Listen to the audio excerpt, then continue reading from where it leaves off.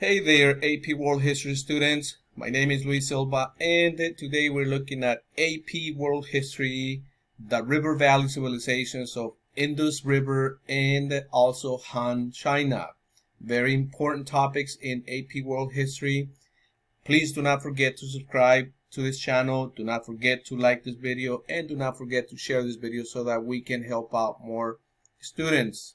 Also, just some recap from the previous lesson, and that is that we talked about the 5 characteristics of civilizations. Please remember that all civilizations had to have advanced cities, all civilizations had to have advanced technology, all civilizations had to have a good way of maintaining records, all civilizations had to have specialized workers such as merchants and farmers, and also all civilizations had to have complex institutions such as government, such as religion, as we saw in the civilizations of Mesopotamia and also the Egyptian civilization. Now we're moving on to, in this case, the Indian as well as Chinese civilizations, and these civilizations also have those characteristics that make them a civilization. So what will we learn today? Today we're going to describe the developments of Indian and Chinese civilizations. And here we have the Indus River Valley civilization in India. In this case, you see the map there. It's located right in the middle. But before we continue, I want to kind of go over some of these important regions in the world. First of all, the Mesopotamian region, in which you had the Sumerians, you had the Babylonians, the Palestine region, in which you had the Phoenicians, and also you had the Israelites. You also have the Egyptian civilization, which we already talked about. And also we're looking at the Indus Valley civilization, as well as the Chinese civilization. You can see there that each civilization is color-coded so that you can see when each civilization started, or at least that is what historians believe, like the dates, that's when they began, and that is what we have at this point. And here we have a map of ancient India from about 2500 BC all the way to 1500 BC, and we can clearly see how weather patterns impacted where this civilization evolved, the Indus River Valley civilization. In the months of October to May, this particular part of the world has dry monsoon winds. In the month of June to September, we have the wet monsoon winds, and all of the area that you see here or color coded, in this case reddish pinkish, that is where the Indus River Valley civilization evolved. So India began along the Indus River, as you can see in the map here, which basically flooded every year and left behind fertile soil. This was very important because with fertile soil, you can plant a whole bunch of agricultural products, and obviously you can have the food necessary for people to survive. Now, seasonal monsoons, like we were mentioning before, caused summer rains and also many floods. The people were well protected on the Indian subcontinent by the oceans, the mountains, and also deserts that surrounded the Indus River Valley civilization. Remember, we talked about in the previous presentations how civilizations needed protection from enemies. And in this case, this particular civilization was well protected, obviously by the oceans, by mountains, by the deserts, and this made civilizations to be more stable because they did not have to worry about somebody attacking them. Now let's look at some of the lasting contributions, in this case very important contributions that you may encounter a question here and there in your AP World History exam. So let's look at advanced cities. Indus cities were laid out in a grid system with high walls, and obviously these buildings had to be well structured in order to make sure that everybody was safe inside the city. Also remember that even though this particular civilization had deserts, had the ocean, had mountains, they still wanted to be protected, and therefore they were able to put together or design cities in a grid system, which is a very important system because it brings order to city and where you have like the homes, the businesses. So it was very important. And also, having an organized system only talks about their social structure, their government structure that was very organized. Let's move on.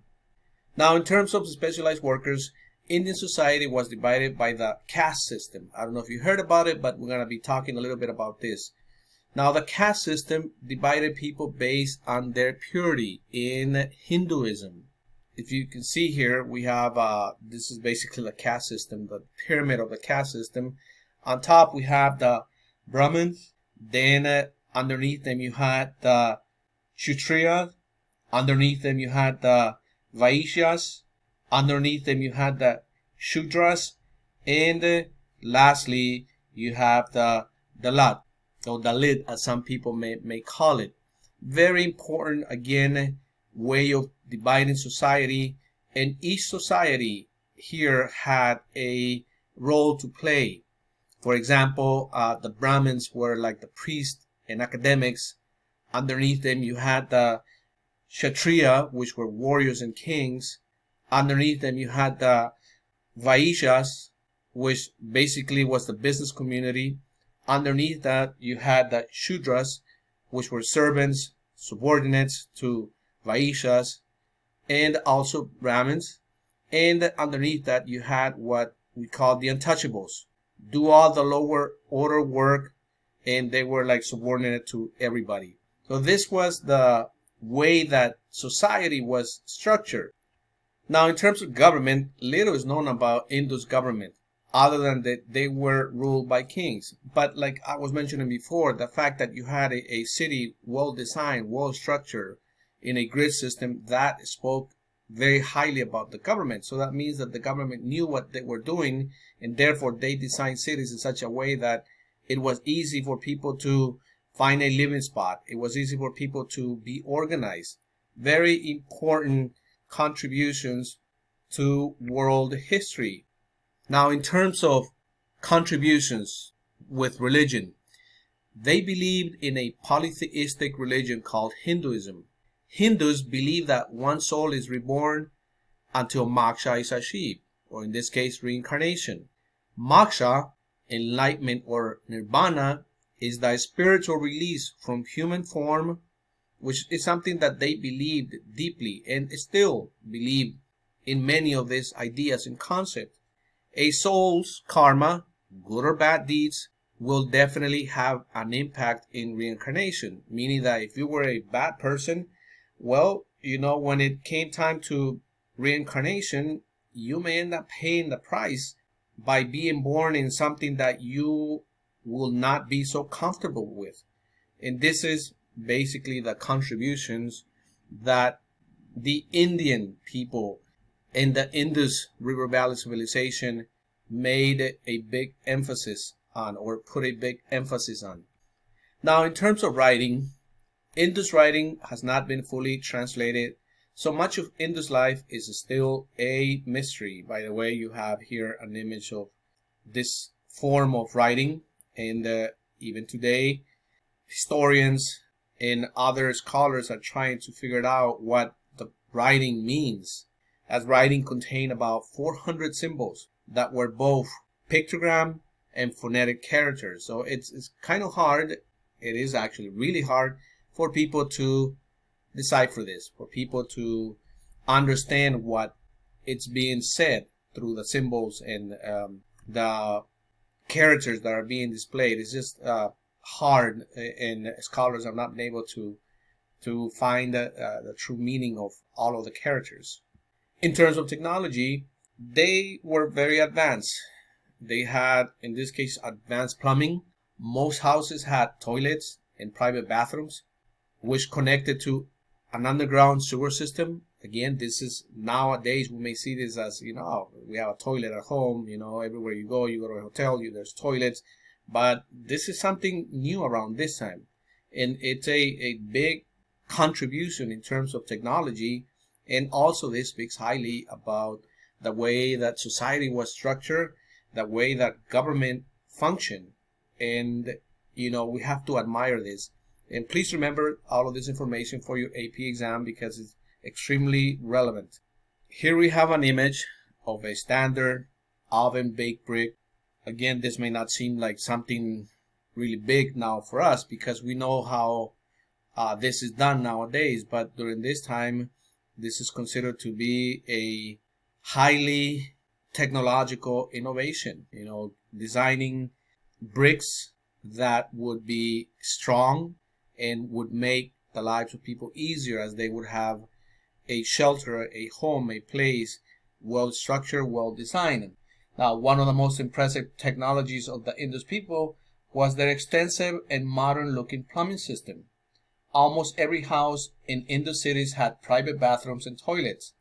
The toilets were neatly built of brick with a wooden seat, pipes connected to each house, and obviously carried the wastewater into an underground sewer system. No other civilization had such a sophisticated plumbing system until the 19th century.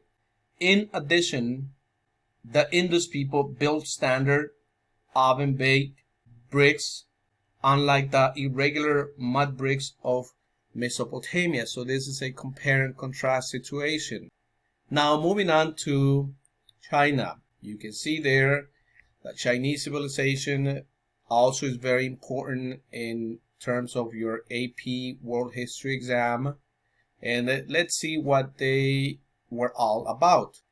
Alright, so this is basically a map of the Shang Dynasty, which goes from 1766 all the way to 1122 BC.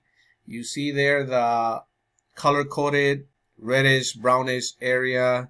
At least that's how it's coming up on my screen. This is an area that was actually ruled or was actually part of China around this time period. And this is where we have the civilization evolved and dominate at certain points. China began along the Yellow, Huanghe, and Yangtze rivers in the North China Plain. Only about 10% of China is suitable for farming, but they needed to be near rivers, in this case the Yellow River and also the Yangtze River. Natural barriers somewhat isolated ancient China from all other civilizations. To China east lay the Yellow Sea, the East China Sea, and the Pacific Ocean. Mountain ranges and deserts dominate about 2/3 of China's landmass. In West China lay the Taklamakan Desert and the icy 15,000-foot plateau of Tibet. To the southwest area, you had the Himalayas. And to the north area, you had the desolate Gobi Desert and the Mongolian Plateau. Very important areas, like I've been mentioning before. And in this case, all the barriers that made China a place of isolation. The Yellow River, basically, its flooding was very unpredictable and was called China Sorrow because its floods often destroyed entire villages and also killed many people. This is something that you have to know because this is where the Chinese civilization evolved, and they were able to manage and go beyond all of these difficulties, all of these floods, and they became a civilization to admire. Now, China, like I mentioned before, was protected and isolated from outsiders by deserts and the Himalayan mountains. The Chinese referred to themselves as the Middle Kingdom and rarely traded with outsiders. Now, in terms of their lasting contributions, they had obviously advanced cities.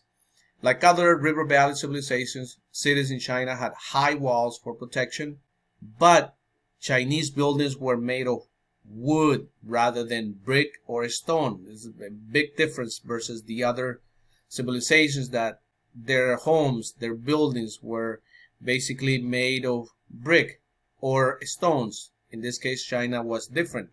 As you can see here from the images, very beautiful structure, well designed, And by the way, if you go to China today, you still see some of these magnificent structures.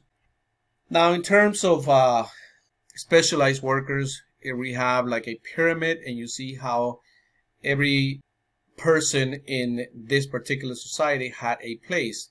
On the top, you had the emperor. Underneath the emperor, you had kings and governors. Underneath kings and governors, you had state officials. You also had nobles and scholars. Underneath them, you had peasants. Underneath the peasants, you had the artisans and the merchants. And underneath the artisans and merchants, you had soldiers. And way at the bottom, you had slaves. This was the way that Chinese society was divided. Unlike other river valley civilizations also, the Chinese held peasants higher than artisans or merchants because they are the ones that were producing the food. They are the ones that were feeding people. Now, the family was central to Chinese society. Most important virtue was respect for one's parents. The elder men in the family controlled the family and also the property, and also made important decisions. Women, on the other hand, were treated as inferiors. They were expected to obey their fathers, their husbands, and later their own sons. When a girl was between 13 and 16 years old, her marriage was arranged and she moved into the house of her husband. So this is how Chinese civilization and family structure was dominated basically during this particular time period. Now, lasting contributions in terms of government, just like Egypt, China was also ruled by families called dynasties. Rulers justify their power by claiming mandate of heaven or the approval of the gods. Now, kings could lose their mandate of heaven. So kings were not there forever. They could potentially lose their mandate of heaven and be overthrown by a new king called the dynastic cycle. Here you have an image of how this functions. You're more than welcome to review each component, but you see how the cycle of leaders actually evolved. Also, China was ruled by an ethical system. In this case, Confucianism. Confucianism focused on filial piety or respect for the elder, like I mentioned to you before. Let's look at the Chinese ethical systems. On one hand, you had Confucianism, which emphasized social order, harmony, and good government should be based on family relationship. Respect for parents and elder is important to a well-ordered society. Also, education is important both to the welfare of the individual and also society. Right in the middle, you have Taoism, which is basically, or emphasizes basically the natural order as being more important than social order. A universal force guides all things. And also, human beings should live simply and in harmony with nature. And then lastly, we had the other ethical system, which is legalism, which is basically a highly efficient and powerful government is the key to social order. That is what it emphasized. It also emphasized that punishment are useful to maintain social order. And lastly, it emphasized that thinkers and their ideas should be strictly controlled by the government. So these are the ideas that dominated China in terms of ethical order. Now, like I mentioned, China was ruled by the ethical system of Confucianism. Confucianism focused on filial piety, respect for the elder. Confucius taught social order through 5 key relationships. Number 1, ruler-subject. Number 2, father-son. Number 3, husband-wife. Number 4, brother-brother. And number 5, friend-friend.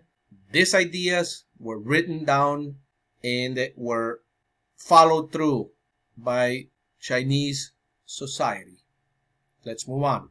In terms of religion, Chinese believed in ancestor worship, that the spirits of family ancestors should be honored and consulted.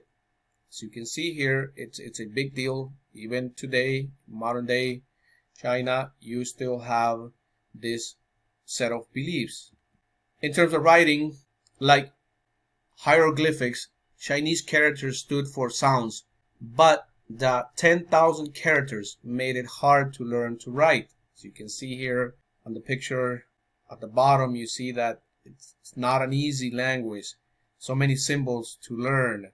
In terms of technology, cast iron tools and weapons became very popular, and also standardized coins. Also, the Grand Canal connected North and South China. And here we have, you probably have heard about this already, the Great Wall, which was built to protect China from invasions from the north. Please do not forget to subscribe, to like this video, and also to share this video so that we can help out more students. We have come to the end of this presentation.